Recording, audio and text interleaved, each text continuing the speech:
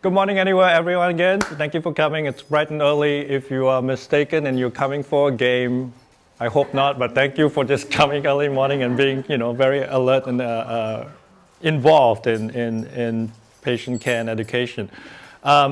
So again, my name is Wei Soong. Okay, I'm going to make right off the bat 2 disclaimers for this talk. First, I'm a PhD, and what that means is, unlike the rheumatologists, the MDs that are going to give some of the other talks today, I spent about 8 years not knowing what I wanted to do in my life, so we just stayed in school and keep going. But fortunately, that does give me some background in some of the basic research and research topics, which I hope to be able to share some of the with you today. The second disclaimer is I'm a medical science liaison in rheumatology, and what that is I work for a company, okay, that is very involved in this field, very active in this field.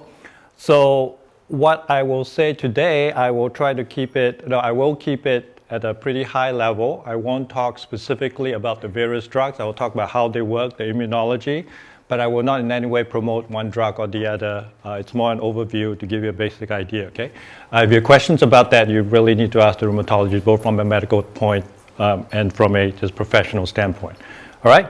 So having said that, now that I disqualified myself twice from giving this talk, I guess my main qualification in being involved in being like a volunteer speaker for this symposium is that my mother was very afflicted when she was around with rheumatoid arthritis for the course of 20 years. And this is 20, 30 years ago when there weren't so many treatments available. So I could see how the disease progressively, degenerate and disabled her. And to this day, I was away in school, and when I come back to visit, just heartbreaking to see what my mom was going through and what we could or could not do, more like could not at that time.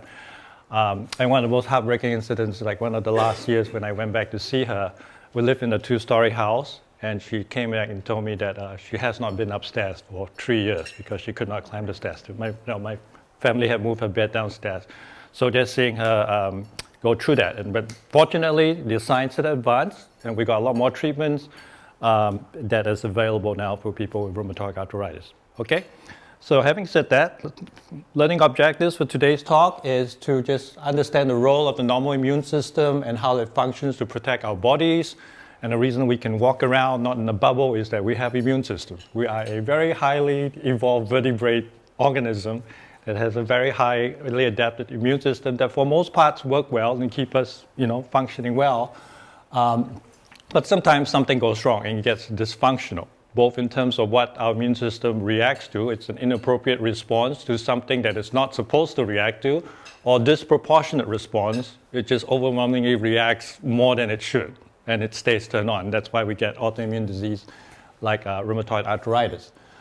And I will use this in the context of 2 examples of rheumatoid arthritis, and to a smaller extent, lupus, systemic lupus, SLE.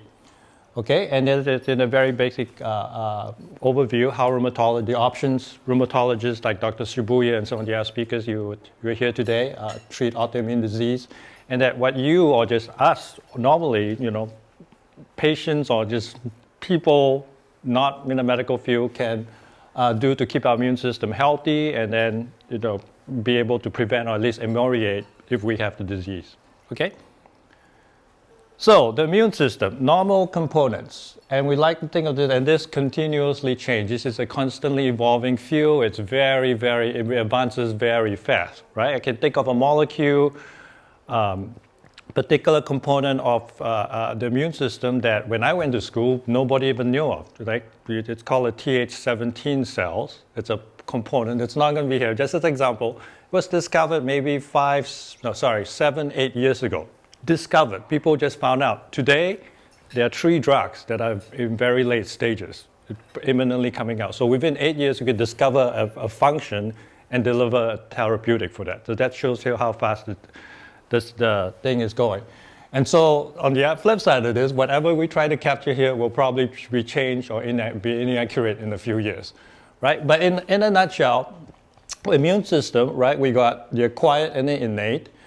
And when we try to put it in a bucket like this, it's not really accurate. It helps us understand it, but it doesn't exactly capture the whole thing. So I want you to keep that caveat, right? It helps us understand what the functions are, but it doesn't fit neatly into these buckets. All right? So innate is very simple. It could be physical barriers like our skin, the membranes of our eyes, the one that needs to know in our gut, the lining of the gut. There is a certain integrity and functional that needs to be maintained. And that's part of the immune system. You may not think of it, but it separates you from the outside environment, the germs and the viruses, but it needs to continually interact with that as well. So that needs to preserve a certain functionality, okay? And once, that's the first level. It stops it before it enters the body. And then the blood-borne, there's a lot of cells and factors within the blood that is part of the innate immune system. The adaptive immune system is what we've been used to, immunology, the antibodies, the cells that can actually adapt, and a particular antigen or a particular invader comes in would actually be specifically triggered to react towards that, okay? So it's actually learned, it's a learning system. And that takes some time, okay? So the other, and there are different functions that we will touch on, some of them. The other main thing is innate, it's pre-programmed. So it's in your cells, right? You don't have to, it's like, it sees a signal, it goes into this program to react. Okay, and things like fever, when you get an infection, the first symptom is usually a fever. Okay? Anybody heard of West Africa in the news lately? All right, you think about a fever, things like that. It's reacting, and that's part of the innate system, sensing something is wrong, something invaded. And so they raise the temperature of the body. It's an inflammatory response that generally seeks to enhance your body's defenses and lowers the invader's ability to replicate. So it's very, very pre-programmed. Okay, think of it, we're in Silicon Valley, so I think of it as kind of like a computer, right? When you boot up the computer, you press the on button, it goes into the cycle. So those programs are right into the chip.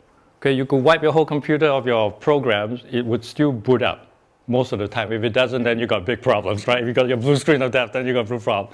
But it's in the chip. So that's what I think of as the innate immune system. It's pre-programmed. And then once you have, you start loading Microsoft Word or stuff like those are your adaptive immune system. There are specific programs. Okay? So there are two, you can think of it as two separate, buckets, but they talk. There's a transition from an innate system to the adaptive system, and some of the components are actually cross-talking to each other. All right? Okay. So in the context of the skin, in a non-activated immune system, everything is fine, there's no insult going on. In the context of the skin, we got the skin barriers over here, the different layers of the skin, the dried layer, the dead layer is actually part of the physical barrier. And you can think of it as part of the immune system because it's keeping out that external environment. And then in the different layers of the skin, they are embedded, different components of the immune system, dendritic cell, Langerhans cells, and then in the blood vessels, there's this constantly circulating immune cells. So you don't need to know about the names, but there are these sensor cells, like Langerhans right there.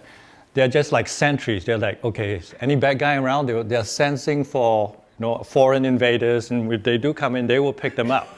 And then they will send a signal down here, and that would, in the second case, in the innate immune system, you get an inflammation. I got some nice cartoon that Dr. Shibuya put in. Okay, so there you go. So the first one is the sentry, right? You're a sentry just keeping watch. And then, you got an alien coming in.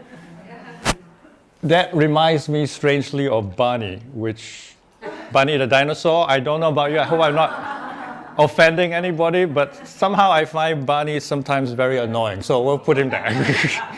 All right, so he gets an alien invader, and it activates, so now this sensors gets activated. It starts sending signals to the first line. So this is part of the immune system that's just floating around. It's constantly floating around in your bloodstream.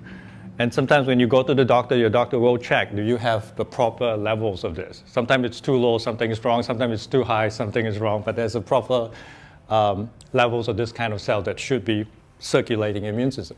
But once they get the signal, they start going into the site of infection or insult to start the first line of defense, the innate response, which could be raising temperatures, secreting all these factors that make the virus or the bacteria hard to replicate, or bringing more signal. Hey, trouble here, wave a flag, everybody comes in here, right? So those are the things that just automatically get triggered. And then the final stage, so that's your first wave of defense. This is all Dr. Shibuya. So you can think that while he's treating patients, in between treating patients, he's thinking about this creative thing. So maybe he should be working for Pixar as well. So the third level where the adaptive immune system comes in, now you got your, your T cells coming in, the one that make the antibodies, the B cells coming in, that's specifically triggered. Those are your special forces rainbow guys that comes in that specifically triggered to that specific antigen or that specific virus, right? So it's a very specific response that's much more effective than just a general response, all right? So, I mean, in the context, I think it's very, when we're talking right now, what's happening with Ebola. So you think at the time there's no cure, there's no effective treatment, proven effective treatment, there's no vaccine. So the patients that have gotten better, they've gotten better because, especially in this country or the more developed countries, we've been able to give them a standard of supportive care, right, that allows their immune system to heal, where all the insults doesn't kill them first before the immune system can mount a response. Whereas, in the less developed countries where they're not that, the infrastructure is not that set up, they're not supported that well, they dehydrate, they bleed out, all this kind of things. So we are not really giving, even in this country, like very special treatment. We're just supporting their care till all this, their immune system actually defeats the Ebola virus, right? So at this point, that's how it is.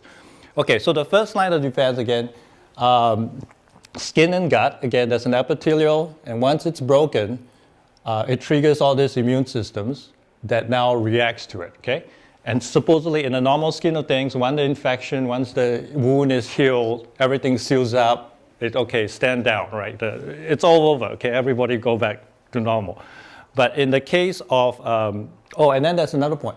So this is the skin, and a very special barrier is your gut, right?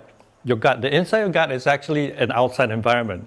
And those of us know, we're all aware that it's chock full of bacteria for various reasons. And some of the bacteria are actually beneficial. We need them. They make vitamin K and several other factors that humans do not make. So it's a kind of an ambivalent relationship in the gut with the bacteria. We don't want them in and creating all this, but still we don't want to kill them on. So the immune system there is very balanced, right? And there's another bit of statistics. You think of your gut as, it's like lining, a lot of barrier, a lot of cells. But there's like 30% of the cells in your gut lining are immune system cells. That's what it takes to watch a border and to match the border. So you can't like shut everybody out because you do need those kind of beneficial bacteria, but you can't like let everybody in. So it's a very balanced. So it's a very active immune state. It's like demilitarized zone, kind of. That's what I think about, right? Sorry about this military thing, but Dr. Shibuya started it. So in any case, so when the insult is over, everything is supposed to like stand down, go back to normal. But sometimes, like I alluded to, it's reacting to a antigen that's yourself, or it's inappropriate antigen, and your immune system mounts a response when it's not supposed to. Or many of the times it mounts a response that's just, it just should be a teeny little bit, but it just overwhelming shoots it. Sometimes our government do that once in a while. But in that case, where it's an overwhelming response, in the case of the skin, oops, what happened here? Oh, there we go, sorry. Let me back up. In the case of the skin, you get incidents, conditions like psoriasis or psoriatic arthritis. We'll have some talks later, where it may have been triggered appropriately, but then the response is just overwhelming, too much, right? And then it's reacting to its own skin, and you get this kind of skin lesions and joint lesions and nail lesions like this. And in the case of the gut, we get things like Crohn's or ulcerative colitis, where the lining of your gut is just so massively inflamed, inappropriately inflamed, that you get massive lesions like this. Okay, it looks pretty nasty, doesn't it? And then in terms of eyes too, ocular, there's a membrane, and then for some reason the inflammation starts, it's overwhelming, and you got very seriously inflamed ocular conditions that could, untreated, lead to blindness, or you could lose an eye, or you can inflame. So that's the nasty picture, at least in these conditions. At least when I talk to my dermatologists and gastroenterologist colleagues, if they're effective treatments, that when effective, you can basically just make it all go away. Normal smooth lining, and in the psoriasis, they got lesions that's red, that's really scary. But if you effectively treat it, it could just completely go away, really normal, really effective. So there's a healing process if you allow the immune system to remodulate. Okay, so that's the good news. All right, so that's innate. Once you break through, that's what happens. Second and third lines of defense. Again, innate is over this side, adaptive is over this side. And again, the caveat is you don't. This is just nice and simple, but it doesn't accurately reflect that it's so nicely in this bucket and so nicely in this bucket. Okay, but the overall components these are the pre-programmed components. Once you get an invader, an insult, and wound, this just normally triggers without having to think about it. It's pre-programmed. Okay, and then that takes a little bit of time. Need to make specific antibodies to the antigen or bacteria or virus that's invading. And you have the T cells that's kind of like the commander. It's like, okay, you go here, and it's kind of the coordinator, right? And in between, there are other cells that make the transition. But the other cells, like the dendritic cells, their function is more like a sensor. So when we talk about the skin, it was there, right? They're just waiting, and an invader comes in, it will actually, all right, who are you? Interrogate it, and then give the information to this side so they can mount a specific response. So that's kind of in between as well, right? So it doesn't really capture.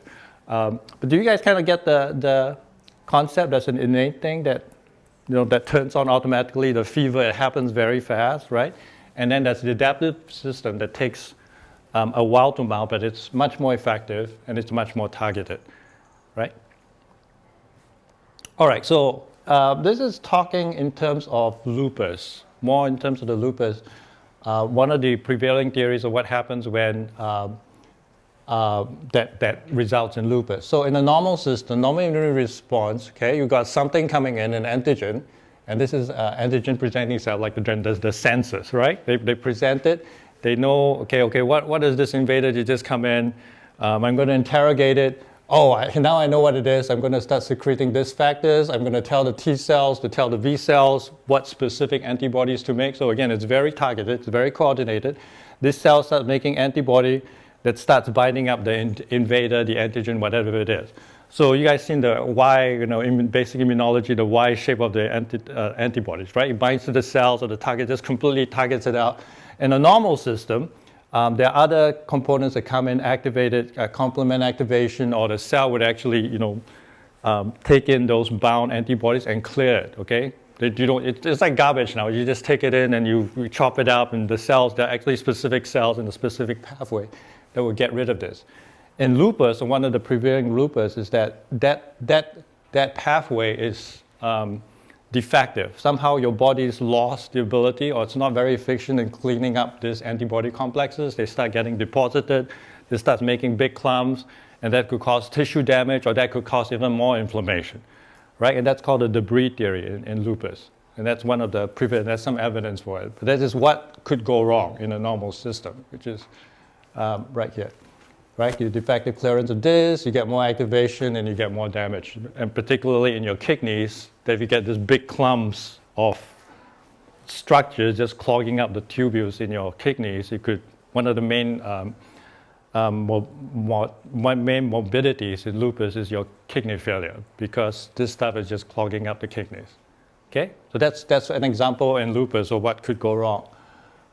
All right, so other kinds, immune system function dysfunction. Here are all the insults, different kinds of germs and invaders, and even environmental chemicals, toxins that could trigger an immune response. And if it's overproduction or overactive, you can get problems in all these areas. So it could be multi-system, right? Like everything, rheumatoid arthritis is mainly a disease of the joint, and that is true, but they have morbidities, in other organ systems as well. Okay. All right. So in one slide, I'm going to try to capture what's wrong, what goes wrong in RA, in rheumatoid arthritis. This is a normal joint on the left side. Okay, and there's a structure to a joint, because a joint is a very special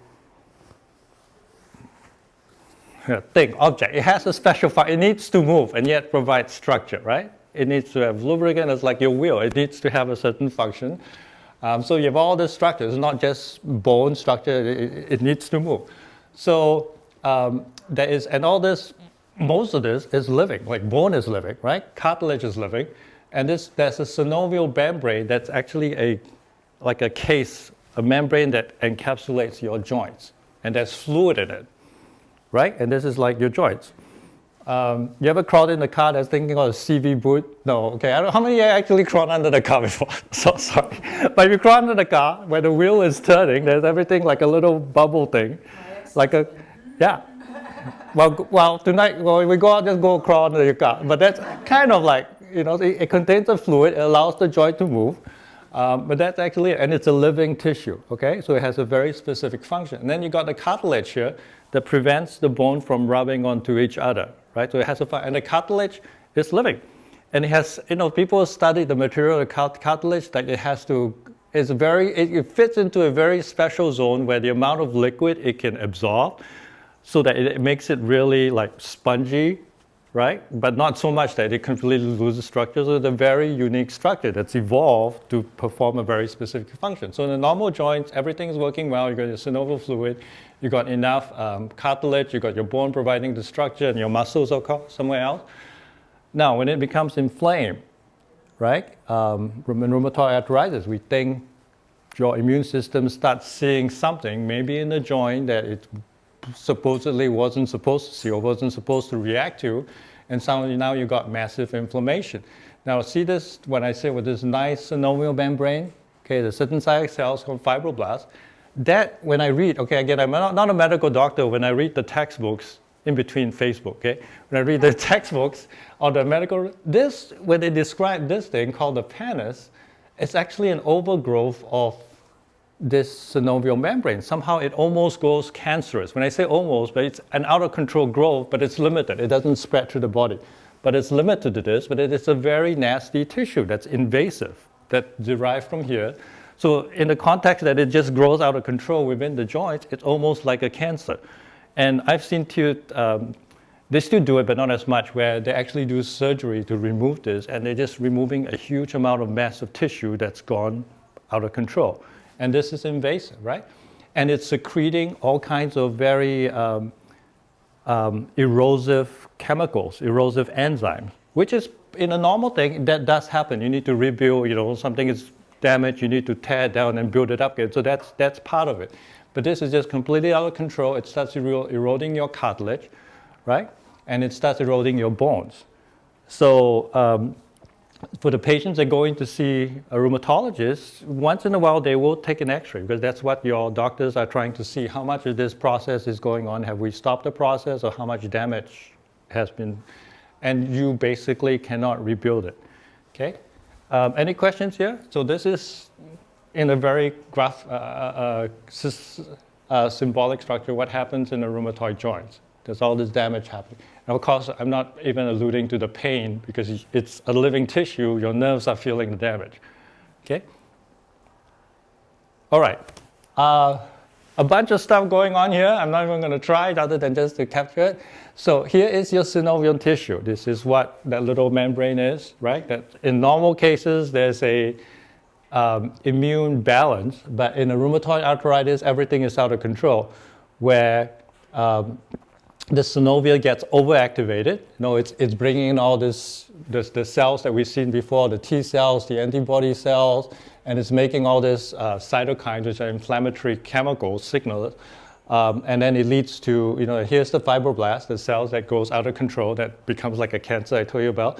And it's activating the osteoclasts, which are cells that degrade bones. Okay, and this become overactive, and the chondrocytes are cells that eat up the cartilage. So all this become very overactivated, and they're getting the signal from the immune cells, and they're providing all these chemicals that now lead to erosion in bone. So it's a mismatch of factors that's just talking to each other, that all have a function, but when it's dysregulated or overactivated, it leads to the damage in bone and cartilage, which is one of the hallmarks of rheumatoid arthritis. Okay. And in a severe case, your tendons get affected, so your bones are nothing. So to keep my joint straight, actually, you see this one is a little bent. I got hit by a baseball, so that was a little bent. But everything else, to keep a joint straight, it doesn't just happen. You need the tendons, you need the joints, everything holding its place, right? Once this start degrading, you get this kind of deformity, and you can't get it back. You can't get it back, okay?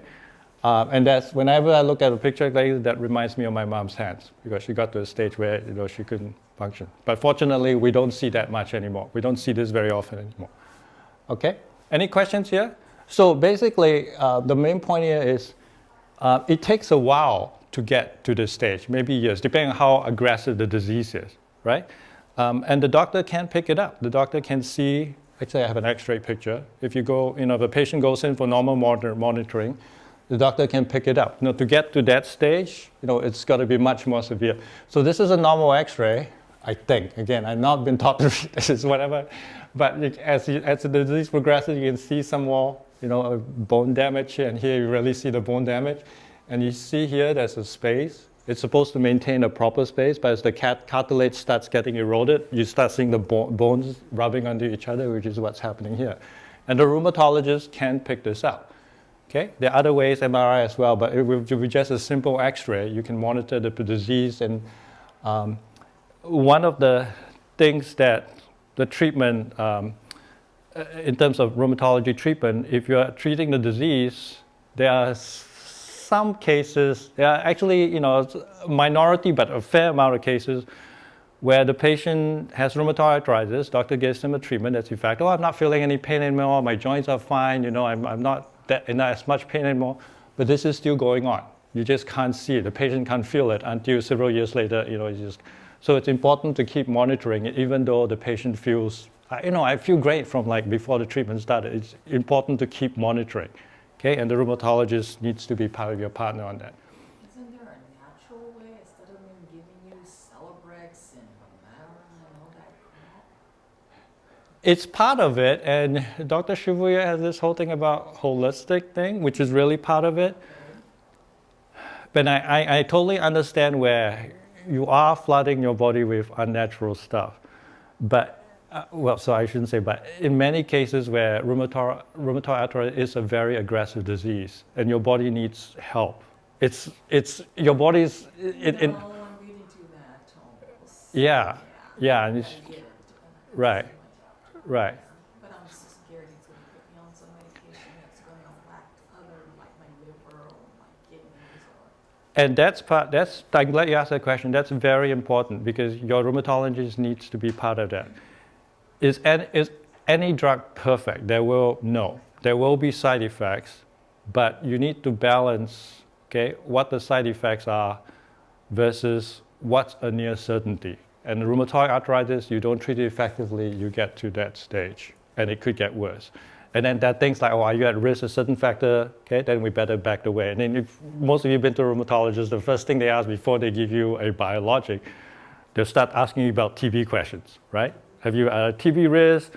Have you been to prison? I hope they didn't ask you the question, but things like that. So things like, have you known anybody that's been to prison? Kind of like you come back from Ebola. Did you go to West Africa? Things like that. But they're asking those questions for a specific reason, because if you are at risk, then they will steer you away from the drug. So can they reduce the risk to zero? Probably not. You can't say that for any drug at all, but they can minimize the risk. Okay, and they know if you share that information with them, how to minimize the risk in your context. But again, it's a balancing thing. If you do nothing, you don't treat it effectively, it is pretty sure you will progress. Yes? Question regarding that with the flu shot. Yes. When we're actually giving ourselves a flu shot, Right. we are overstimulating those cells? It's a vaccine, okay? And we're going to talk a little bit about vaccines at the end. But you are sensitizing some of your adaptive immune system to specifically react to the flu shot. So 99.9% of the time, nothing happens. But can I say that nobody's ever been hurt by a vaccine? No. Can I say unequivocally that overall the risk, the benefits of the vaccine far outweighs the risk? Yes. And it's true. There are certain risk factors that maybe you're allergic to eggs or something, then you should stay away as far away. But for most people, how many people have died from Ebola? How many they say? 1,000? I forgot. 4,000 infected, right? 1,000 to around Okay? How many people died of flu every year in this country, in the United States of America? Do you know? 30 to 40,000. Do we hear about it? No, because it's the flu. It's not a big deal. We don't have to get scared. We just, stay in bed, eat chicken soup. But 30 to 40,000, much of that can be prevented if most of them got a vaccine. Okay? But it's a common thing right now, right? So that's the benefit risk here. I have to tell this story. So when you say benefit risk, sometimes there is a balancing point. There's a lot of statistics, right? All right, let me tell you another story, and then I'll lead to this story, right? Sometimes I say statistic. The chance of you getting this event is 1 in a million. Okay, that sounds pretty fair. I'll take the risk. My friend went to a skydiving, took a skydiving trip. Okay, and they pack you up in the thing, and then they hook you. Once you're on the plane, they will kick you out the plane. Okay, so the guy in front of him jumps out. His parachute fails. Okay, and he pulls and the parachute tangles over and he's in the plane, he's the next guy. But fortunately the guy deployed his reserve. So that guy is fine, but he got scared. All right, you're next. And then the jump master was telling him, wow, that's really interesting. Wow, that happens like only once in 10,000 times, so you should be safe. It's not going to happen for another. But when you're the next guy, it doesn't feel safe, right? Okay, so that's. But anyway, so here's my other story. So there's also a risk benefit to that, right? There's a statistics that you need to weigh in, and sometimes, if you have a higher risk, you shouldn't do it. Sorry, how are we doing on time? I'm kind of telling stories here. You have 10 more minutes. Okay, good, we're fine.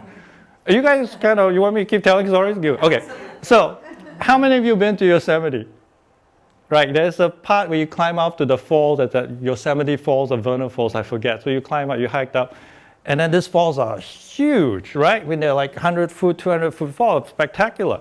And right above the fall, there's this very nice pool, like very quiet pool, right? And the Park Service has just erected all kinds of barriers saying, don't cross over the barrier if you fall.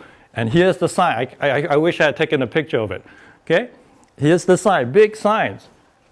Please don't cross the barrier. Seriously, if you slip and fall into the water, you will die. It doesn't say you'll get seriously injured. It may say you will die. No doubt about it, okay?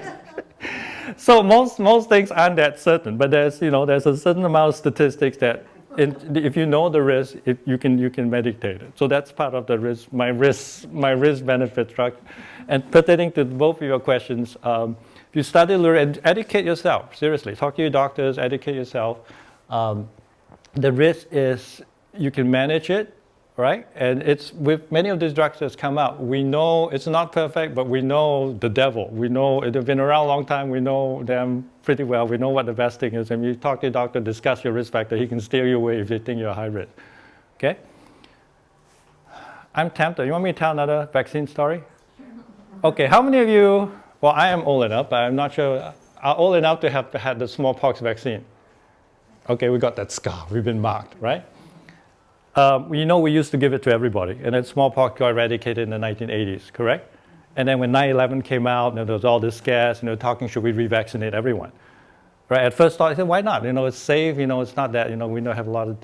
But it is known that because so many people in the world have got smallpox vaccine, this is it's a real number. About 1 to 2 million people per million, 1 to 2 or something like in a small. Per million people you vaccinate will die from the vaccine. Will die, okay? Because of some side reactions, etc. Right? And once you know that number, we've got 300 million people behind.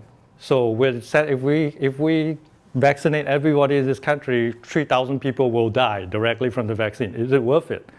At that time or even now, no. But if you know some terrorist is going to release smallpox, then the risk starts changing, right? And then when we send our troops to Iraq, or now they don't go there anymore, Afghanistan, the frontline troops are vaccinated to smallpox. Except, and they know very well that if you or your family, and smallpox is a live vaccine, you can give it to your family, right? It spread. If you or your family have dermatitis, eczema, then you're at risk for reaction for smallpox. So those people are excluded. So they know there are risk factors that increase, right? And there was a case that one soldier actually got vaccinated because somehow it slipped through. He gave it to his son, and his son got very severe, got into an intensive situation, but they managed to rescue him. So again, if you know the risks and what's known about, especially the drugs being allowed, there are all these special cases that maybe you shouldn't be taking this.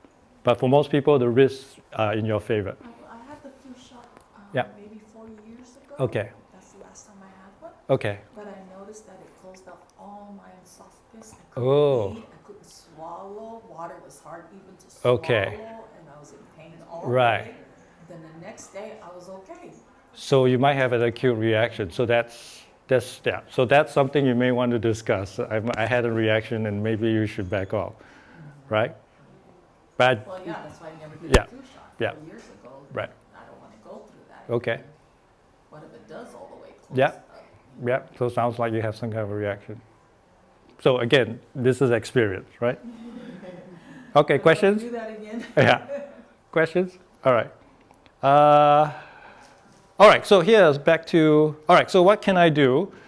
Okay, educate yourself, keep your vaccination status up to date. I will discuss this right at the end. Reduce your stress level. I have kids, so that's not possible. Okay. Sing or take time to listen to music. Basically, just have, work-life balance, relax with friends. Hey, who could argue with that? Exercise, and that's important. Keep active, even though you're in pain. Do what you can, to discuss it with your doctor, your therapist, what you can. You don't have to hurt yourself, but you want to stay active because that's actually, both in terms mentally, it gets your, things flowing as well, keeps your joints moving, and don't let it go into atrophy. Sleep 8 hours a night. Right. All right, I'm not going to talk about it, but hopefully you can get 8 hours of sleep a night. And sex boosts IgA and releases endorphins. Like, who could argue with that, right? All right, I'm gonna. Who wants to hear another story? Sorry, this is a little cheesy. There is a whole. I'm going a little off tangent. There is a whole study, a formal discipline called social studies, and within that, there's a sub-discipline called happiness study. People actually study happiness, like what makes people happy, and they have different tools and statistics, and it's a quite validated field, right? I read a paper once in a respected scientific journal. People were measuring how frequency of sex corresponds to happiness. And they came out with a number that if you increase, let's keep it the person, somebody increases frequency of sex by once a week, okay? That's the equivalent of getting a raise of $40,000 a year. They could match that number. Right? I don't know whether it's up, but they could match the number. So the next time you want to raise, yeah. So the next time you want to raise, talk to your spouse first. All right, having said that. Other things, just basically more common sense, warm soup, etc. And it's all this holistic nutrients. You ask what else you could do, like having a balanced diet and, Like a purifier in my house now. Oh, okay. It really helps me out with the Right. information that I get in the Oh yeah, so you must be very sensitive to the, okay, so that's important for you, right? So there's other kind of balanced lifestyles, living a clean life, eating healthy, not McDonald's all the time, etc. So it's very, very common sense stuff, right? And you guys know what to do. All right, vaccination. There's a whole bunch of vaccination that's all arranged here, and I'm not going to go into details, similarly, for adults and kids as well. The reason this is important, all right, another piece of statistics. Vaccination is the number 2 most cost-effective form of public health. Means for the buck you spend, you get a lot of benefits as a population. What is number 1? Anyone knows? Anyone can wager a guess? Like the radio program, you get some money if you know. You get me right? Oh, any guess? Okay. Sorry?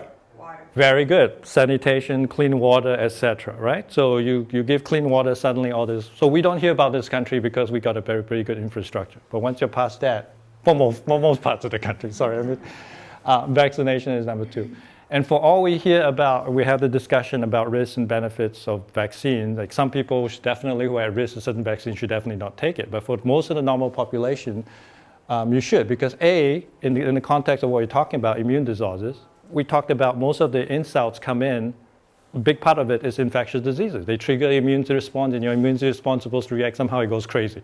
So if you were protected, that would theoretically, it's not been measured, but common sense wise, theoretically it could lower your risk. Okay. The other thing is, a lot of the times, some of these vaccines are dead viruses, or like dead. Some of them are live. if you are going to take a live vaccines and you are on a drug that's used to treat rheumatoid arthritis, then you need to be very careful. You need to discuss that because you may be at higher risk. All right, so that's what I want to say. And I think I just missed a slide. Yeah, sorry, I missed a slide. So let me just come back to it. So we talked about all the components of the immune system, right? Most of the components. And I talked about all the treatment that's available right now. So we now have, and depending on which part of the treatment are, the ability, since we understand to a certain extent, we can never completely, how the immune system works or what goes wrong, we've been able to target the disease very specifically. So a lot of the drugs we gave that's used to treat rheumatoid arthritis now are very targeted. One of the earliest are TNF alpha. This is a cytokine, inflammatory cytokine, that's in most cases very elevated in rheumatoid arthritis. And this was one of the first targeted drugs. It is the first targeted drugs that came out for TNF. And it's been very effective. There's a lot of manufacturers and it's been very effective. And then we've got, later on, rituximab, which actually targets the B cells. It basically reduces, pretty much levels out your B cells so that your reactive B cells don't make antibody. And it is effective, okay? You do have, it's efficacious in rheumatoid arthritis, and there's studies to prove it. And then you get abatacept, which actually treats the T cells. It actually prevents the T cells from getting activated. So by understanding all these portions of it, we can now actually target it, right? And I talked about the Th17 cells that's not on the market yet, but that's coming up. That's for another joint disease, PSA, that's coming up, and for psoriasis as well. And other than this, there are also other small molecules that are also targeted, okay, that treats what's happening inside the cell, that prevents the signaling. So there are a lot of options now, and most of them work fairly well, okay?